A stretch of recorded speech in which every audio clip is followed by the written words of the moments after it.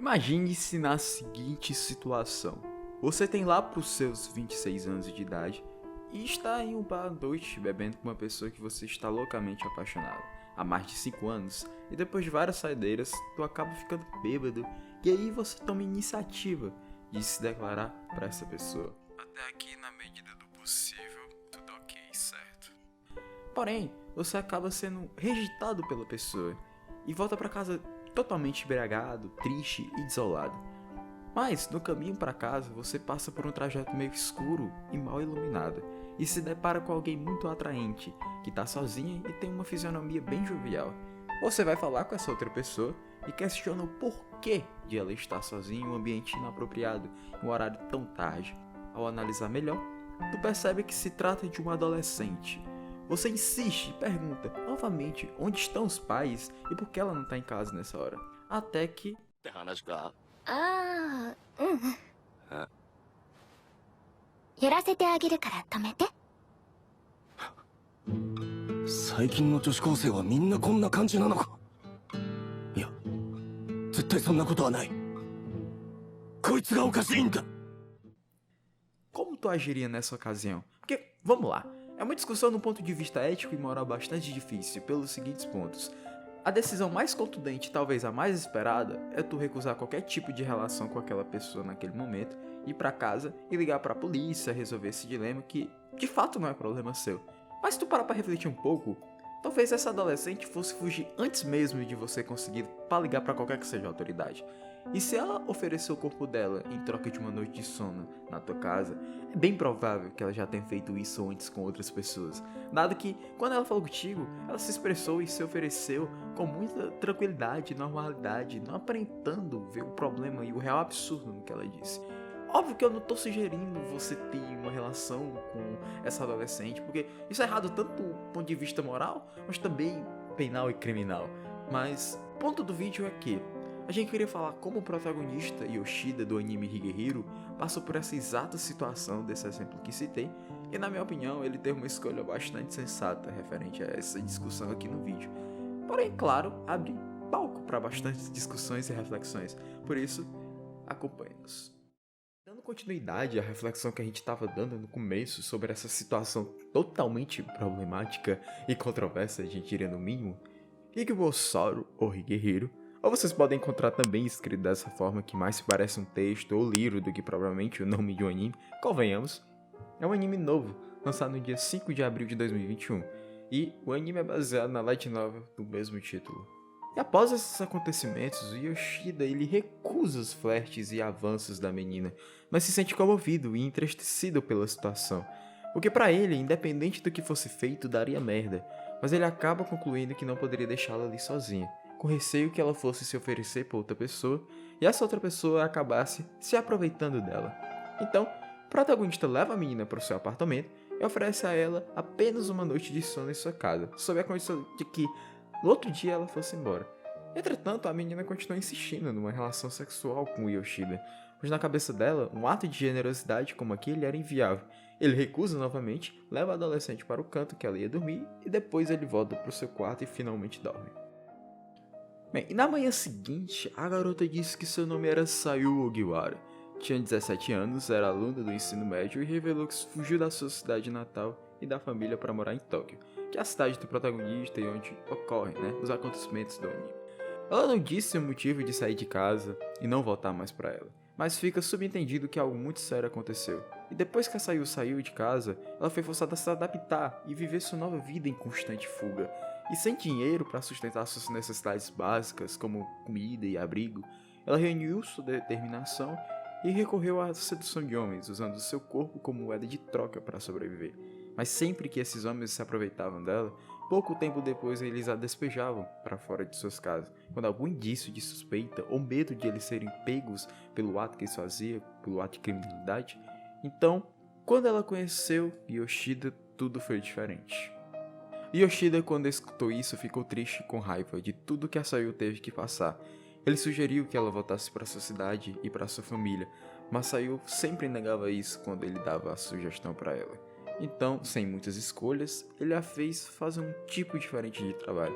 que envolve ajudar nas atividades domésticas, como lavar louça e roupa. Em troca disso, a menina viveria em sua casa e quando ela se sentisse pronta e preparada, ela voltaria para sua casa.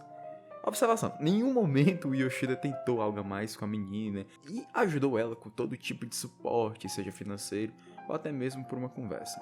E assim começa a trama do anime, um convívio diário comovente entre um adulto e uma estudante do ensino médio em fuga. Esse anime gerou muitas opiniões no mundo palpiteiro dos otakus. Por exemplo, aquele mano do Jumentossauro, que sempre esqueço o nome, mas é esse aí que tá aparecendo na tela, desce o pau.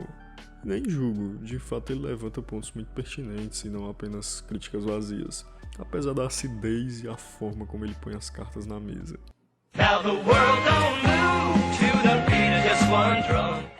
Assim como ele, muita gente também odiou. Contudo, segundo o Google, fonte mais confiável de todas, a maior parte da galera que viu amou. E como em todo assunto relevante ou polêmico, as pessoas têm uma necessidade inexplicável de dar uma opinião, então, vamos dar também. Afinal de contas, Higehiro tem algo a nos oferecer, além, claro, de um protagonista fodão.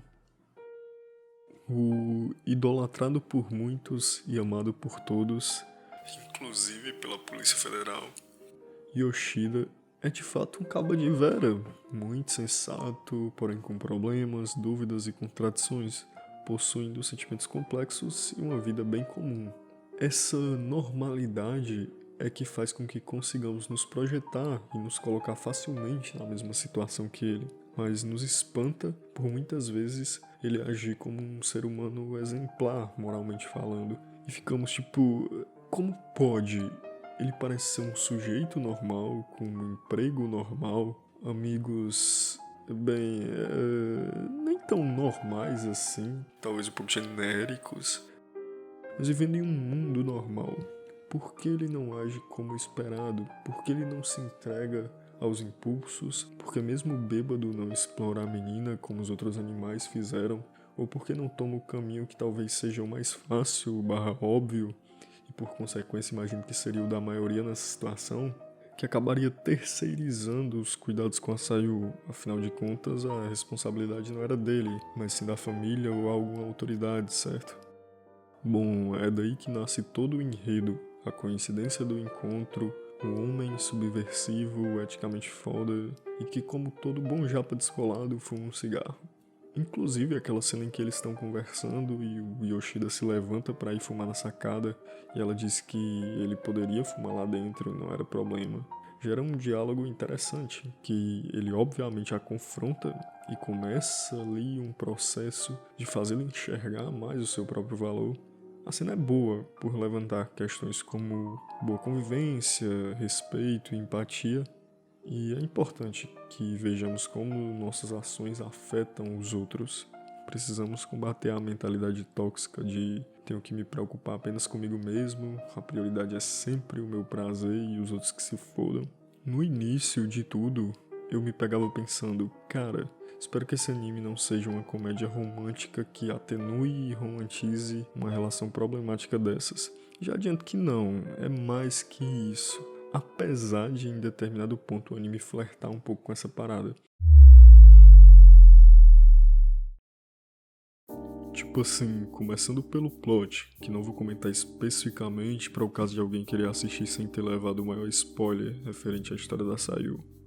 Mas bem, é justamente onde eles fazem o maior suspense e drama, muito mal feito por sinal, e se constrói em cima de um clichê, o que nem é um problema de verdade. A parada só foi mal elaborada e mal executada, e essa situação, a meu ver, poderia ter sido bastante contornada com o recurso dos flashbacks, que eu penso que se encaixariam bem nessa obra, dando um maior peso para os acontecimentos e ajudando a compor todo o background dos personagens.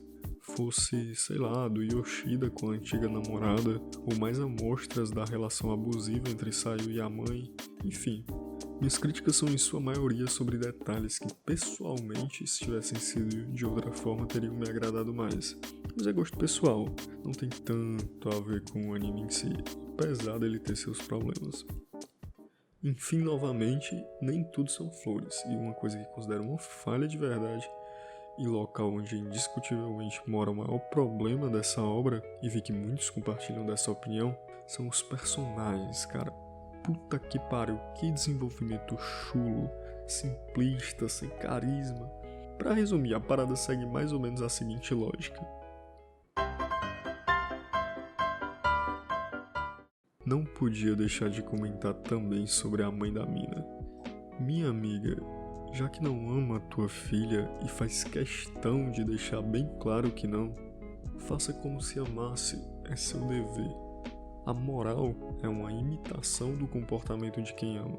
É sobre consciência, sobre nós com nós mesmos. O sujeito que ama faz sem pensar. Ceder, abrir mão, ser melhor se torna natural. Óbvio, a única alternativa em sua cabeça arrasada pela paixão. Quando racionalizamos isso, é que nasce o altruísmo, a generosidade, a compaixão, a ética. O autor acaba construindo dois personagens totalmente opostos nesse aspecto. Por um lado, temos Yoshida, a utopia moral, aquele que mantém seus princípios até o fim. Por outro ângulo, temos a personificação da distopia moral, a mãe da Sayu, alguém que não assume a responsabilidade de sequer ser uma mãe para a menina, sendo, portanto, imoral. O primeiro personagem citado, até por ser o protagonista, acho que teve um cuidado maior e uma boa construção. Se por um lado ele tem atitudes admiráveis, respeitáveis, que fogem do nosso padrão clássico de canalice, ele tem uma vida bem normal em outros aspectos. Ele não é um gênio frio e calculista, ou dono de um esforço sem precedentes, nem super forte, nem nada do tipo, o que traz um certo balanceamento para o personagem. O problema da mãe é justamente essa falta de equilíbrio. Forçaram nela um papel de madrasta má, a bruxa, a vilã, nem um pouco empática, mas brother, ela tem zero carisma. Então, quando no fim ela parece entender o seu dever, aquilo não nos toca muito. Pelo menos não tanto quanto poderia. Tanto por a má construção, tanto por não ter sido orgânico, entre aspas, redenção dessa personagem, que assim como muitas outras, é muito fraca. No geral, achei que o autor conseguiu criar uma boa obra, com personagens possuindo diferenças, conflitos, até infantilidades, características que dão mais verossimilhança ao enredo. Gostei da escolha narrativa de um final meio que em aberto, apenas dando pistas do que aconteceria depois do desfecho na obra, deixando tudo por conta de nosso imaginário. Inclusive, alguns animes podiam ter optado por esse caminho, né? O que podemos fazer é conjecturar. Então, se você assistiu, comente aí o que achou e qual seria o seu final, desfecho ideal ou mais plausível. É uma história que explora bem o cotidiano e certo tipo de relações, fazendo você refletir sobre família, amigos, humanidade, dentre outras coisas. Desenvolve alguns personagens, a maioria fica só no potencial, outros são postos de lado mesmo e só cumprem o papel de amigo sábio, por exemplo, aparecendo em momentos pontuais e cirúrgicos, com o time perfeito e um bom conceito, utilizando palavras corretas na hora certa, blá blá blá. Enfim, eu não sei vocês, mas a minha imersão nela foi até boa. Me entreteve bem, me fez rir, ficar puto, emocionar, pensar. E achei bem factível e próximo à realidade, apesar do aspecto meio novelesco. Acho que é isso que uma boa história busca e ela acertou nesse sentido.